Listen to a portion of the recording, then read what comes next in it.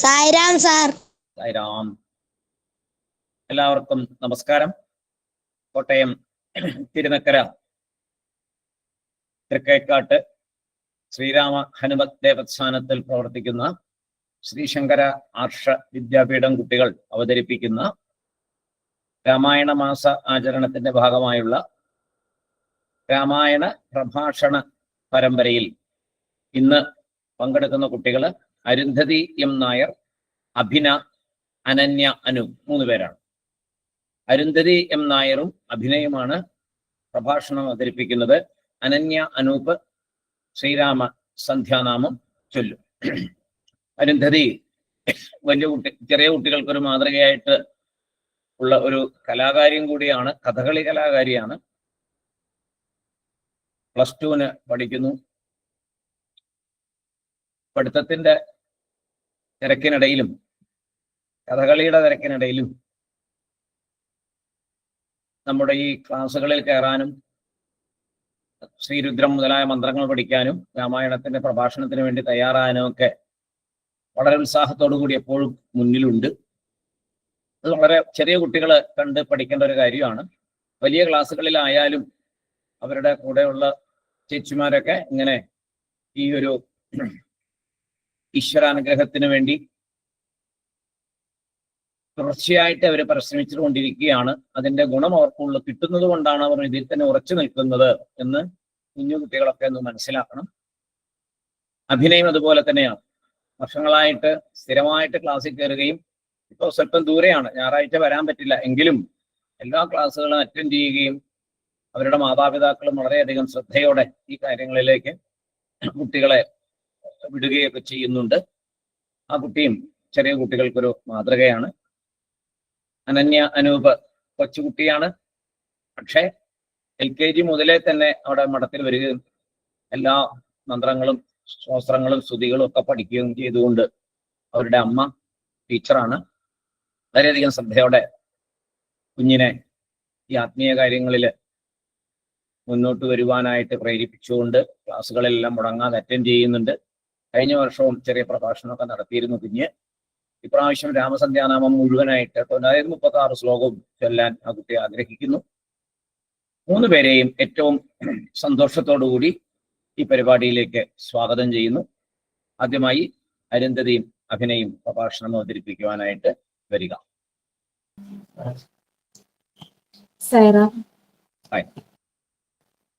രാമായ രാമഭദ്രായ രാമചന്ദ്രായ വേദസേ രഘുനാഥായ നാഥായ സീതായ പദയേ നമഃ. മനോജവം മാരുതതുല്യവേഗം ജിതേന്ദ്രിയം ബുദ്ധിമതാം വരിഷ്ഠം വാദാത്മജം വാനരയൂഥമുഖ്യം ശ്രീരാമദൂതം മനസാ സ്മരാമി. രാമായ രാമഭദ്രായ രാമചന്ദ്രായ വേദസേ രഘുനാഥായ നാഥായ സീതായ പദയേ നമഃ. മനോജവം മാരുതതുല്യവേഗം ജിതേന്ദ്രിയം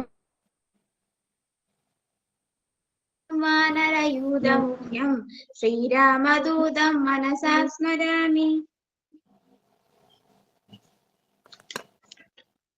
ഭരതന് ഏറ്റവും സങ്കടമുണ്ടാക്കുന്ന ശ്രീരാമന്റെ വനവാസ വരത്തിന്റെ കാര്യം കൈകേയി മാതാവ് എങ്ങനെയാണ് ഭരതനോട് പറഞ്ഞത്? ആ സമയം ഭരതൻ തന്റെ ജ്യേഷ്ഠനെ ഓർത്ത് പ്രതികരിച്ചത് എങ്ങനെയാണ്?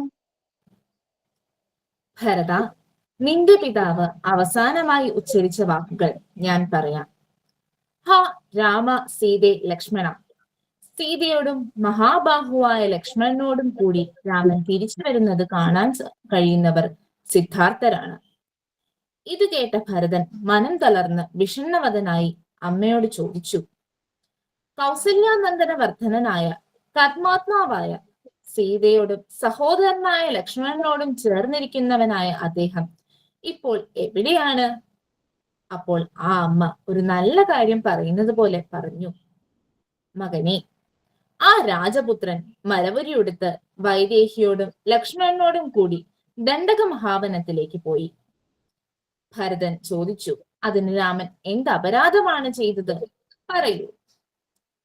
അപ്പോൾ ചപലയായ ആ അമ്മ ഭരതന് സന്തോഷമാകുമെന്ന് വിചാരിച്ച് ഇപ്രകാരം പറഞ്ഞു: രാമന്റെ അഭിഷേകം നടക്കുവാൻ പോകുന്നു എന്നറിഞ്ഞ് ഞാൻ നിന്റെ പിതാവിനോട് നിനക്കായി രാജ്യം യാചിക്കുകയും രാമന്റെ നാടുകടത്തൽ ആവശ്യപ്പെടുകയും ചെയ്തു. നിന്റെ പിതാവ് രാമനെയും സീതയെയും ലക്ഷ്മണനെയും കാട്ടിലേക്ക് അയച്ചു. രാജാവായ നിന്റെ പിതാവ് പുത്രശോകത്താൽ സ്വർഗപ്രാപ്തി ചെയ്യുകയും നീ ഇപ്പോൾ രാജാവായി ചുമതലകൾ നിറവേറ്റുക. ഉടനെ കുലഗുരുവായ വസിഷ്ഠ മഹർഷിയെ വരുത്തി രാജാവിന്റെ സംസ്കാര കർമ്മങ്ങൾ എല്ലാം നിർവഹിച്ച ശേഷം തേജസ്വിയായ നീ നിന്നെ അഭിഷേകം ചെയ്യിക്കുക. ഈ അശുഭവാക്യങ്ങൾ കേട്ട് ഭരതൻ 2 കൈയും കൊണ്ട് ചെവി പൊത്തിപ്പിടിച്ച് ഭൂമിയിൽ വീണു. ഞാൻ നശിച്ചു, രാജാവ് മരിച്ചു, ലോകം മുഴുവൻ നശിച്ചു. ഹേ ദുഷ്ടബുദ്ധി, നിനക്കാരിങ്ങനെ ചെയ്യാൻ ഉപദേശം തന്നത്? രാമനെ വനത്തിലേക്ക് അയച്ചവളും ഭർത്താവിനെ മരണത്തിലേക്ക് തള്ളിയിട്ടവളുമായ നിന്റെ ഉദരത്തിൽ 10 മാസം കിടന്നതിന്റെ പേരിൽ ഞാനിപ്പോൾ ലോകത്തിലെ ഏറ്റവും നിന്ദിക്കപ്പെട്ട വ്യക്തിയാണ്. കയറുകെട്ടിയോ വിഷം കുടിച്ചോ വെള്ളത്തിലോ അഗ്നിയിലോ ചാടിയിട്ടോ അധമേ, ദുർബുദ്ധി, ദുഷ്ടേ ഭവതി, ജീവൻ ത്യജിക്കുക. എന്റെ അനുജൻ അമ്മയെ കൊന്നവനാണെന്ന് രാമന് എന്നെ വെറുക്കുവാൻ തോന്നുമായിരുന്നില്ലെങ്കിൽ ഞാൻ ഇപ്പോൾ തന്നെ ഭവതിയെ ഹനിച്ചേനെ. അച്ഛനും ജ്യേഷ്ഠനും ജ്യേഷ്ഠത്തെയും അനുജനും ഇല്ലാതായ എനിക്ക് എന്തിനി രാജ്യം? രാജപുത്രന്മാരിൽ ജ്യേഷ്ഠനെയാണ് എക്കാലവും രാജാവായി അഭിഷേകം ചെയ്യുന്നത്. ഇത്രയും പറഞ്ഞ് ഭരതൻ ശോകത്താൽ മൂർച്ഛിതനായി ഭൂമിയിൽ പതിച്ചു. പിന്നീട് എന്തുണ്ടായി ഒന്ന് പറയാമോ? പിന്നീട് ഭരതൻ കൗസല്യ മാതാവിനെ കണ്ട് തന്റെ നിരപരാധിത്വം ബോധിപ്പിച്ചു. കൗസല്യ ഭരതനെ ആശ്വസിപ്പിച്ചു. അപ്പോഴേക്കും വസിഷ്ഠ മഹർഷി വന്ന് പിതാവിന്റെ ശേഷക്രിയകൾ ചെയ്യുവാൻ വേണ്ടി ഭരതനെ തൈലത്തോണിയിൽ നിന്ന് എടുത്ത രത്നവിഭൂഷിതമായ ശയനത്തിൽ കിടത്തിയിരിക്കുന്ന പിതാവിന്റെ മൃതശരീരത്തിനടുത്തേക്ക് കൊണ്ടുപോയി. ആചാരപ്രകാരം ഭരതൻ പിതാവിന് വേണ്ടുന്ന എല്ലാ ശേഷക്രിയകളും ഭംഗിയായി നിർവഹിച്ചു. 12ാം നാൾ ശ്രാദ്ധകർമ്മങ്ങൾ ചെയ്തു. ബ്രാഹ്മണന്മാർക്ക് ധാരാളം ധനവും വസ്ത്രങ്ങളും ഭക്ഷണവും നൽകി. 14ാം ദിവസം മന്ത്രിമാർ ഭരതനെ സമീപിച്ച് പറഞ്ഞു: പുത്രന്മാരിൽ ജ്യേഷ്ഠനായ രാമനെയും മഹാബലവാനായ ലക്ഷ്മണനെയും കാട്ടിലേക്ക് അയച്ചിട്ട് നമ്മുടെ രാജാവ് സ്വർഗം പൂകിക്കഴിഞ്ഞിരിക്കുന്നു. ഇനിയും അങ്ങ് ഞങ്ങളുടെ രാജാവാകണം. ഉടനെ അഭിഷേകകർമ്മം നിർവഹിക്കപ്പെടണം. ഇത് കേട്ട ഭരതൻ പറഞ്ഞു: ജ്യേഷ്ഠനായ രാമൻ തന്നെയാണ് രാജാവാകേണ്ടത്. ഞാനിതാ ചതുരംഗപ്പടയോടും അഭിഷേക സാമഗ്രികളോടും കൂടി പോയി അഭിഷേകം ചെയ്ത് രാമനെ തിരിച്ചു കൊണ്ടുവരാൻ പോകുന്നു. ഭരതന്റെ ജ്യേഷ്ഠഭക്തി പ്രശംസനീയം തന്നെ. ഭരതൻ പോയി ശ്രീരാമചന്ദ്രസ്വാമിയെ കൂട്ടിക്കൊണ്ടുവന്നു. കേട്ടോളൂ. ഭരതന്റെ ജ്യേഷ്ഠനോടുള്ള സ്നേഹവും ഭക്തിയും ആദരവുമാണ് ഇനിയും നാം കാണാൻ പോകുന്നത്. ഭരതകുമാരൻ വസിഷ്ഠ മഹർഷിയോടും അയോധ്യയിലെ വലിയ സേനയോടും മന്ത്രിമാരോടും കൗസല്യ, സുമിത്ര, കൈകേയി എന്നീ മാതാക്കളോടും കൂടി രാമനെ കാണാൻ പുറപ്പെട്ടു. ഗംഗാതീരത്ത് ഗുഹന്റെ ആതിഥ്യം സ്വീകരിച്ച് ഒരു രാത്രി അവിടെ തങ്ങി. പിറ്റേ ദിവസം ഭരദ്വാജ ആശ്രമത്തിലേക്ക് പുറപ്പെട്ടു. സേനകളെ വിശ്രമിക്കാനായി ആശ്രമത്തിൽ ദൂരെ നിർത്തി ഭരതനും വസിഷ്ഠ മഹർഷിയും കൂടി നടന്ന് ഭരദ്വാജ മുനിയുടെ ആശ്രമത്തിൽ പ്രവേശിച്ചു. മഹർഷി അവർക്ക് അർഘ്യം നൽകി സ്വാഗതമരുളി. പിന്നീട് അവരുടെ ആഗമന ഉദ്ദേശം തിരക്കി. ഭരതന്റെ മനസ്സറിഞ്ഞ മുനി ഭരതനെ പ്രശംസിച്ചു. ഭരതൻ ഭരദ്വാജ മുനിയോട് ശ്രീരാമനും സീതയും ലക്ഷ്മണനും എവിടെയാണെന്ന് ചോദിച്ചു. മഹർഷി പറഞ്ഞു, അവർ ചിത്രകൂടത്തിൽ ഉണ്ടെന്ന്. ഉടനെ അവിടേക്ക് പുറപ്പെടും എന്ന് പറഞ്ഞ് ഭരതനോട് അന്ന് ഭരദ്വാജ ആശ്രമത്തിൽ താമസിച്ച് പിറ്റേ ദിവസം രാവിലെ പോയാൽ മതി എന്ന് പറഞ്ഞു. അദ്ദേഹത്തിന്റെ ആ ആഗ്രഹം ഭരതൻ സമ്മതിച്ചു. പിറ്റേ ദിവസം യാത്ര ആരംഭിക്കുന്ന സമയം തന്റെ അമ്മമാരെ മഹർഷിക്ക് പരിചയപ്പെടുത്തി. അപ്പോൾ കൈകേയി മാതാവിനെ രൂക്ഷമായി നോക്കി. ഈ മഹാഭാവി മൂലമാണ് ഈ ദുർവിധി എനിക്കും അയോധ്യയ്ക്കും ഉണ്ടായതെന്ന് കൂടി പറഞ്ഞു. ഇത് കേട്ട ഭരദ്വാജൻ പറഞ്ഞു, ഭരത, കൈകേയി മാതാവിനെ ഒരിക്കലും വിദ്വേഷത്തോടെ നോക്കരുത്. രാമന്റെ വനവാസം സുഖകരമായി കഴിക്കും, ശുഭമായത് സംഭവിക്കുകയും ചെയ്യും. രാമന്റെ വനവാസത്താൽ ദേവന്മാർക്കും ഋഷിമാർക്കും പുണ്യാത്മാക്കൾക്കും എനിക്കുമെല്ലാം ഹിതകരമായത് സംഭവിക്കും. മഹർഷിയുടെ അനുഗ്രഹം വാങ്ങി ഭരതൻ സൈന്യസമേതമായി ചിത്രകൂടം ലക്ഷ്യമാക്കി യാത്രയായി. എന്നിട്ട് ചിത്രകൂട പർവ്വതത്തിൽ ഭരത രാജകുമാരൻ രാമ, സീത, ലക്ഷ്മണന്മാരെ കണ്ടുപിടിച്ചോ? ചിത്രകൂടത്തിലെ സാമർഥ്യമുള്ള ഭടന്മാർ രാമാശ്രമം അന്വേഷിച്ചു തുടങ്ങി. അവർ ഒരു സ്ഥലത്ത് പുക പൊങ്ങുന്നത് കണ്ടു. പുക കണ്ടെടുത്ത മനുഷ്യന്മാർ ഉണ്ടാകുമെന്നവർ ഊഹിച്ചു. ഭരതനും ശത്രുഘ്നനും വസിഷ്ഠനും സുമന്ത്രനും ഗുഹനും എല്ലാവരും ശ്രീരാമചന്ദ്രസ്വാമിയെ ഉടനെ കാണുമെന്ന പ്രതീക്ഷയോടെ വനത്തിലേക്ക് പ്രവേശിച്ചു. ഈ സമയം ശ്രീരാമചന്ദ്രൻ ഒന്നിച്ച് കാനന ഭംഗി ആസ്വദിച്ച് അവിടെ സുഖമായി കഴിയുകയായിരുന്നു. അവിടെ ധാരാളം മാനുകൾ, മൈനുകൾ, മറ്റു പക്ഷികൾ, ധാരാളം സുഗന്ധമുള്ള പൂക്കൾ എന്നിവയെല്ലാം ഉണ്ടായിരുന്നു. അവിടെ താഴെ മന്ദാകിനി നദി ഒഴുകുന്നുണ്ടായിരുന്നു. പെട്ടെന്ന് ഭരതസേനയുടെ വലിയ ശബ്ദകോലാഹലം കേൾക്കാനിടയായി. ആകാശത്ത് പൊടിപടലം ഉയർന്നു. ശ്രീരാമചന്ദ്രസ്വാമി ആ ശബ്ദകോലാഹലം എന്താണെന്ന് അന്വേഷിക്കാൻ ലക്ഷ്മണനോട് പറഞ്ഞു. ഉടൻ തന്നെ ലക്ഷ്മണൻ ഒരു സാലവൃക്ഷത്തിന് മുകളിൽ കയറി ചുറ്റുപാടും നോക്കി വലിയ സൈന്യത്തെ കണ്ടു. തേരിൽ കോവിതാരം കണ്ടു. കോവിതാരധ്വജം കണ്ട് ഭരതന്റെ സേനയെന്ന് മനസ്സിലായി. അതീവ ക്രുദ്ധനായ ലക്ഷ്മണൻ ജ്യേഷ്ഠനെയും സീതാദേവിയെയും ഈ വിധം വനത്തിലേക്ക് അയച്ച ഭരതനെയും സൈന്യത്തെയും ഇതാ ഞാൻ ഇപ്പോൾ തന്നെ വധിക്കുന്നുണ്ട് എന്ന് പറഞ്ഞ് യുദ്ധത്തിന് തയ്യാറായി. ഭരതനോടുള്ള ലക്ഷ്മണന്റെ കോപം കണ്ട് ശ്രീരാമചന്ദ്രസ്വാമി സൗമ്യമായി പറഞ്ഞു, നാം സഹോദരന്മാരാണ്, പരസ്പരം അപ്രിയം ചിന്തിക്കുവാനേ പാടില്ല. ഭരതന്റെ സ്വഭാവ ഗുണം എനിക്ക് നന്നായി അറിയാം. ഭരതന്റെ അമ്മയുടെ തെറ്റുതിരുത്തുവാനായി ഭരതൻ എന്നെ കണ്ട് രാജ്യം എനിക്ക് സമർപ്പിക്കാനുമായിട്ടാണ് വരുന്നത്. ഭരതനെ പറ്റി ലക്ഷ്മണ, നീ അപ്രിയം ഒന്നും പറയരുത്. ഭരതനോട് ചെയ്യുന്ന അപ്രിയം എന്നോട് ചെയ്യുന്നതാണെന്ന് നീ അറിയുക.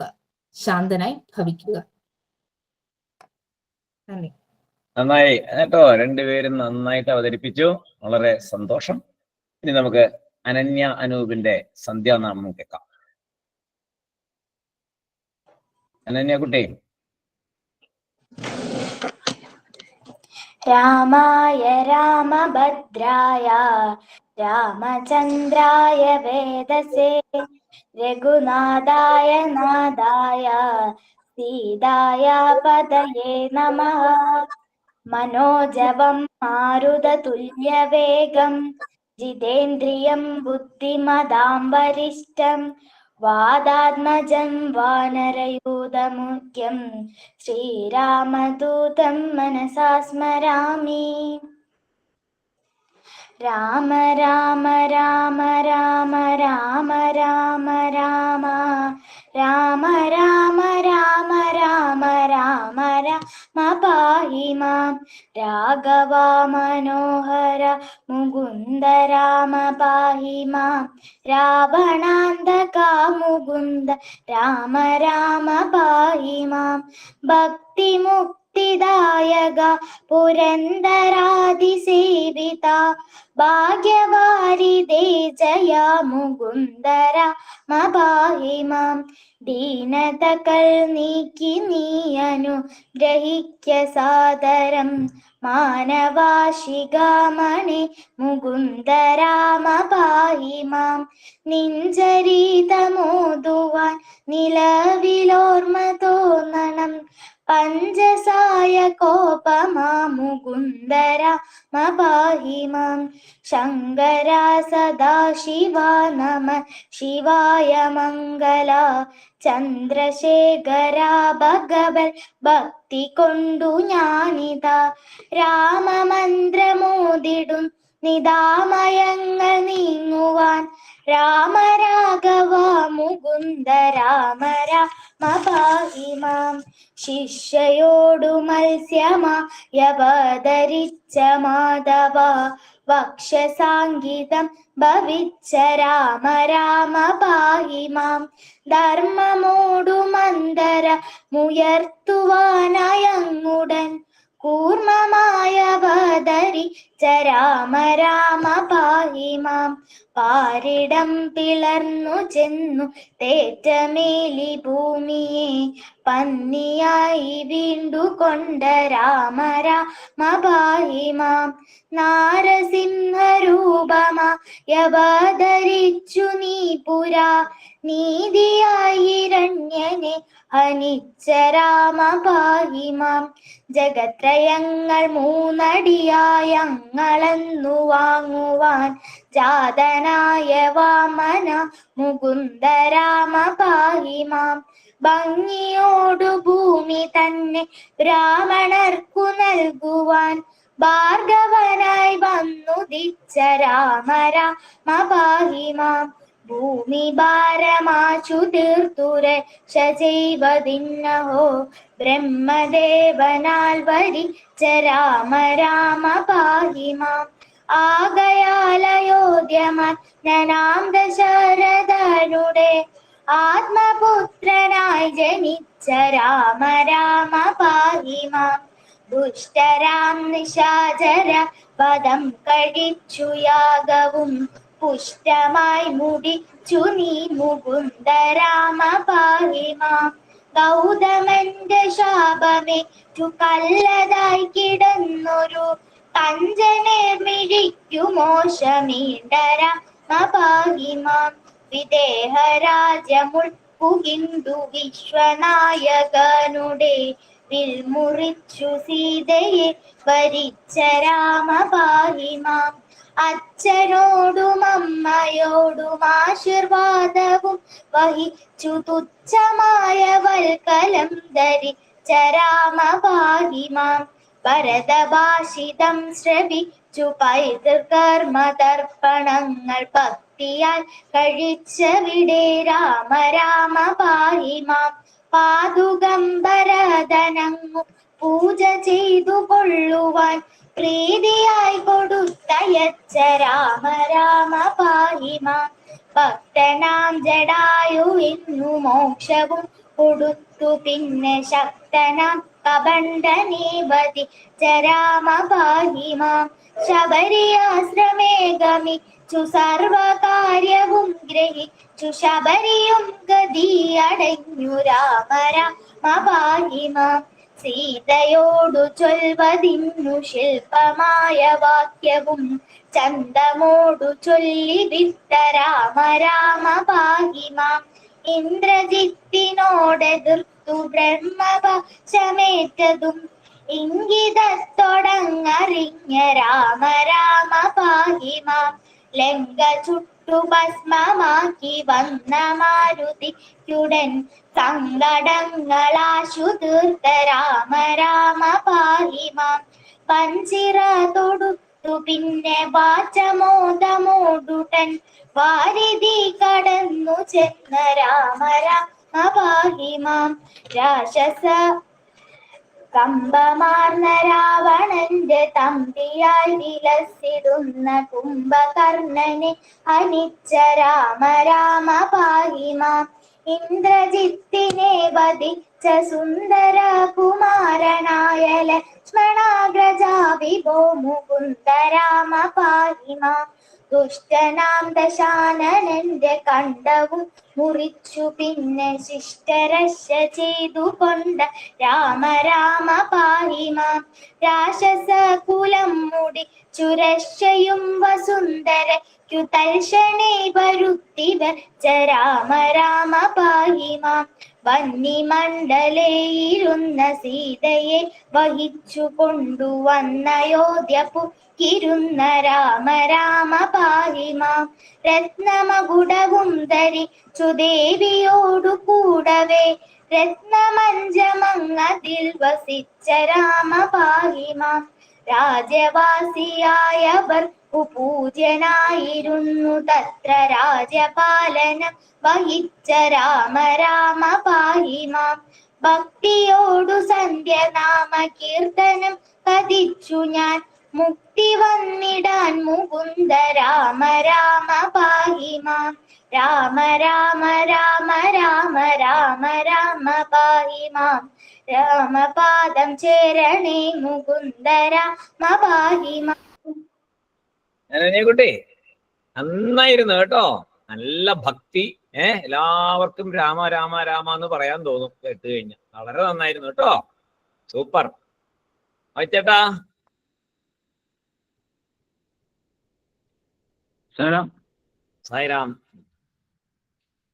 ഇന്ന് രാമായണ ദിവസത്തിന്റെ 10-ാം ദിവസമാണ്. രാമായണ മാസത്തിൽ അരുന്ധതിയും അഭിനയും അനന്യാനുവുമാണ് കഥാപാത്രങ്ങളായി നമ്മളെ പഠിപ്പിക്കാനാ വന്നത്.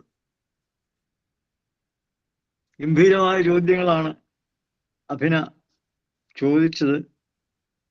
അരുന്ധതി തക്കതായ മറുപടികളും കൊടുത്തു. ഈ ശ്രീരാമചന്ദ്രസ്വാമികളുടെ വനയാത്രയെക്കുറിച്ചും ഭരതന്റെ ദുഃഖാകുലമായ അവസ്ഥയെക്കുറിച്ചുമൊക്കെ വളരെ ഭംഗിയായി തന്നെ അവതരിപ്പിച്ചു. വളരെ ശോകമൂകമായ ഒരു അധ്യായമാണ് വിശകലനം ചെയ്തത്. അത് നന്നായിട്ട് തന്നെ അരുന്ധതിക്ക് പറയാനും സാധിച്ചു. മരെയും ലക്ഷ്മണനെയും കണ്ടെത്തുന്നവരെ എനിക്ക് ശാന്തിയില്ല എന്നുള്ള അവസ്ഥയിലാണ്. എന്നിട്ട് കാൽനടയായിട്ട് അന്വേഷിച്ച് നടന്ന് ചിത്രകൂടത്തിലെ സാലമരത്തിന് മുകളിൽ കയറി രാമാശ്രമത്തിലെ പോകേണ്ടതെല്ലാം വളരെ ഭംഗിയായിട്ട് തന്നെ ചോദ്യത്തിന് ഉത്തരമായിട്ട് അരുന്ധതി പറഞ്ഞു. കുട്ടികൾക്ക് സമയം കുറെ കൂടെ കൊടുത്തിരുന്നെങ്കിൽ, പിന്നെ തുച്ഛമായുള്ള സമയം ഇതിനകത്ത് ഈ കിട്ടിയ സമയം കൊണ്ട് ഇത്ര വിശദമായിട്ട് രാമായണത്തെ കുറിച്ച് ഈ കഥാപാത്രങ്ങളെ കുറിച്ച് അവതരിപ്പിച്ച കുട്ടികൾക്ക് എല്ലാവർക്കും അഭിനന്ദനം രേഖപ്പെടുത്തുന്നു. അതുപോലെ തന്നെ പരമ സാർ പറഞ്ഞ കണക്ക് അനന്യാനുഭവം നല്ല ഭംഗിയായിട്ട് തന്നെ ചൊല്ലി. സന്ധ്യാനാമം എനിക്ക് കുഞ്ഞിനോടും പറയാനുള്ളത്, ഒരു ദിവസം പോലും ഇത് മുടക്കാതെ ചൊല്ലണം. അത് നമുക്ക് കവചമായിട്ട് തന്നെ, രക്ഷാകവചമായിട്ട് തന്നെ ഭഗവാൻ നോക്കിക്കോളും. അത്രയേറെ ശ്രേഷ്ഠമായ സന്ധ്യാനാമമാണത്. അതുകൊണ്ട് മുടക്കരുത്. ഇതിനെല്ലാം കാരണക്കാരനായിരിക്കുന്ന പരമേശ്വരന് അനേക പ്രണാമങ്ങൾ അർപ്പിക്കുന്നു. നന്ദി, നമസ്കാരം.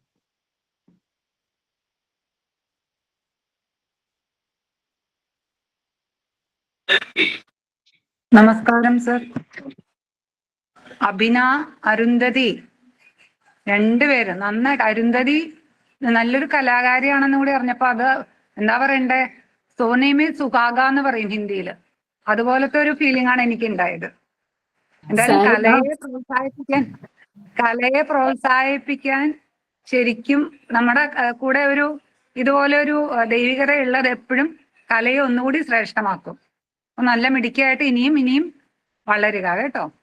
പിന്നെ അനന്യക്കുട്ടിയുടെ സന്ധ്യാനാമജപം, എന്റെ അമ്മോ എന്ത് സുന്ദരമായിട്ടാ മോള് ചൊല്ലിയത്.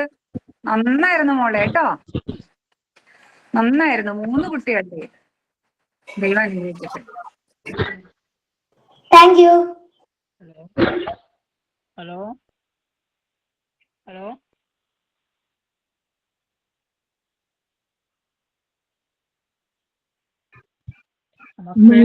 എക്സലന്റ് ആയിരുന്നു പെർഫോമൻസ് കേട്ടോ, വളരെ നന്നായിരുന്നു. All the best. God bless you.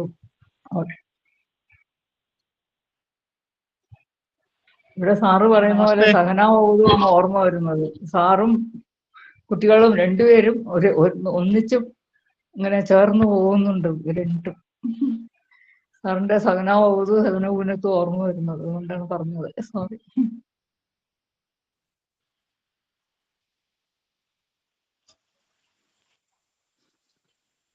നമസ്തേ. അറിയാവോ ഈ കുട്ടികളുടെ പറയൂ. ഹലോ പറഞ്ഞോളൂ. ചേട്ടാ നമസ്തേ. നമസ്കാരം. ഞാൻ പേരൂര് ചാലിക്കൽ മഹാവിഷ്ണു ക്ഷേത്രത്തിലെ ശ്രീകാരിയാണ്. ഓ നമസ്കാരം. ഞാനൊരു തവണ നിങ്ങളുടെ സത്സംഗത്തിൽ പങ്കെടുത്തിട്ടുണ്ട് ഈ രേഷ്മയുടെ വീട്ടിൽ വെച്ച്. മുഴുവൻ കേൾക്കാൻ ഇങ്ങനെയൊരു പരിപാടി അവതരിപ്പിക്കാൻ സന്മനസ്സിൽ എല്ലാവർക്കും വളരെ നന്ദിയുണ്ട്. വളരെ സന്തോഷം. അതായത് ഞാന് ശ്രീരാമന്റെ വളരെ ഒരു ഭക്തനാണ്. ഞങ്ങള് നമസ്തേ. അതുകൊണ്ട് നമ്മളിവിടെ ഈ ഏകാദശി ഭജന സമിതി എന്നുള്ള രീതിയിൽ ചാലിക്കൽ മഹാവിഷ്ണു ക്ഷേത്രത്തിലുണ്ട്. അതുപോലെ ഞങ്ങള് ഈ അവിടുത്തെ ആഡ് ചെയ്ത് പ്രഭാഷണമൊക്കെ വെക്കണം ഇങ്ങനെ രേഷ്മയോട് പറഞ്ഞിട്ടുണ്ട്. അപ്പൊ ഈ കുട്ടികൾ നടത്തിയ ഇത്രയും നമ്മുടെ ഈ സമൂഹത്തിൽ ഇതുപോലെ ഉള്ള കാര്യങ്ങൾ ചെയ്യുന്ന ആൾക്കാരൊക്കെ കുറവാണ്. പക്ഷെ ഇത് വളരെ ഞാനിത് വൈകിയാണ് പെട്ടെന്നാണ് ഇത് ഓർത്ത് വൈകിയാണ് ഇതിനകത്ത് കയറാൻ പറ്റിയതെങ്കിലും പകുതി വെച്ചാൽ കേൾക്കാൻ പറ്റിയത് വളരെ സന്തോഷം കേട്ടോ. നമ്മുടെ കുഞ്ഞുങ്ങള് അറിയാ കേൾക്കാൻ എനിക്ക് വളരെ സന്തോഷം. പിന്നെ ഈ രേഷ്മ പ്രത്യേകിച്ച് എന്റെ മകന്റെ കുട്ടിയാണ്. അതോടെ കേട്ടോ, അത് ഞാൻ മിണ്ടിയില്ല. അതുകൊണ്ടാണ് ഈ കുഞ്ഞുങ്ങള് എനിക്ക് വളരെ രാമായണമൊക്കെ ഞങ്ങള് ആരെങ്കിലും ഇവിടെ പഠിപ്പിക്കാൻ തയ്യാറായിട്ടിരിക്കുകയാണ് ഞങ്ങൾ ആൾക്കാരുണ്ട്. ഞങ്ങൾ 3 വർഷം തുടർച്ചയായിട്ട് ഈ ഏകാദശി ഭജന ഈ ഓരോ വീടുകളിൽ മുടങ്ങാതെ ഞങ്ങൾ നടത്തിക്കൊണ്ടിരുന്നതാണ്. അപ്പൊ അത്രയ്ക്ക് ഞങ്ങൾ ശ്രീരാമന്റെ വളരെ സന്തോഷമാണ്. ശരി, നമസ്തേ. നന്നായി. കുഞ്ഞുങ്ങളെ അനുഗ്രഹിക്കുക. ഇനി നല്ല രീതിയിൽ അവർക്ക് രാമായണം പഠിക്കാനും ജീവിതത്തില് രാമായണ തത്വങ്ങളെ പ്രാവർത്തികമാക്കാനും ഭഗവാൻ അനുഗ്രഹിക്കട്ടെ.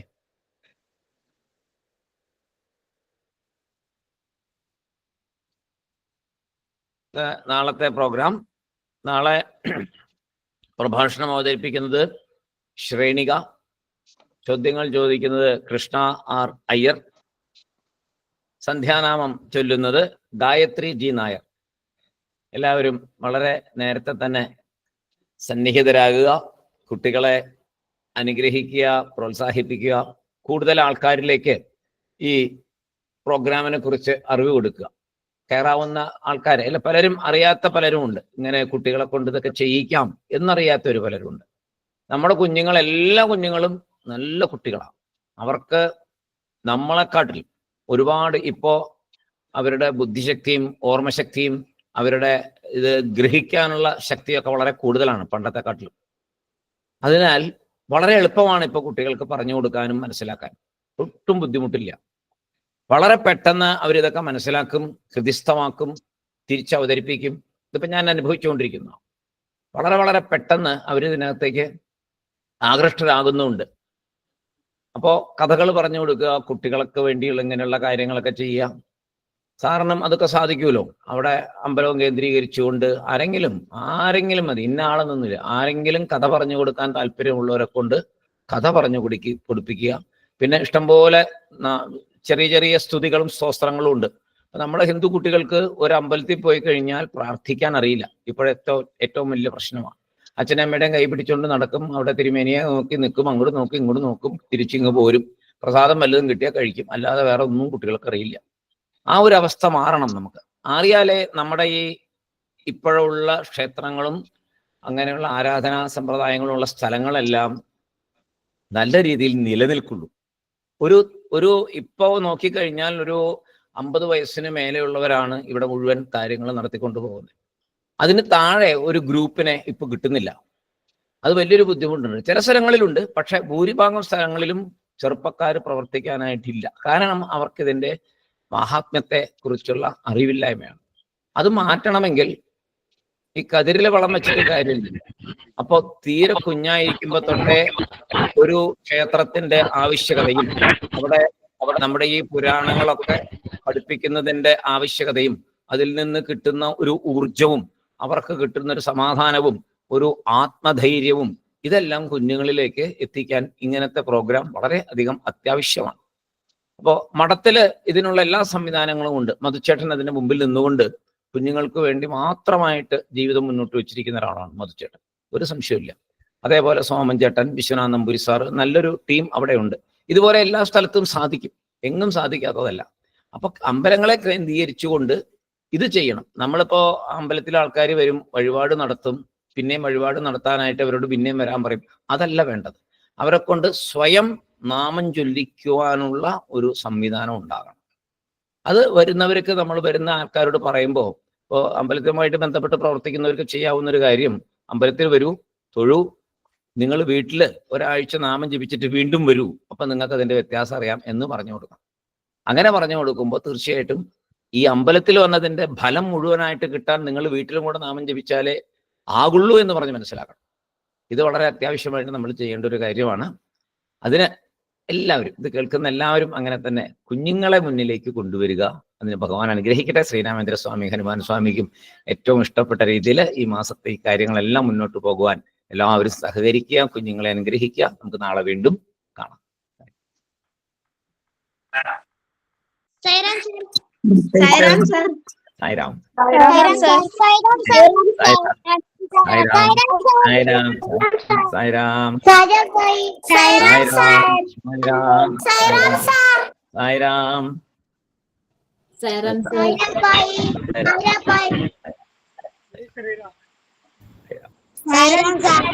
സായിരാം. സായിരാം. സായിരാം.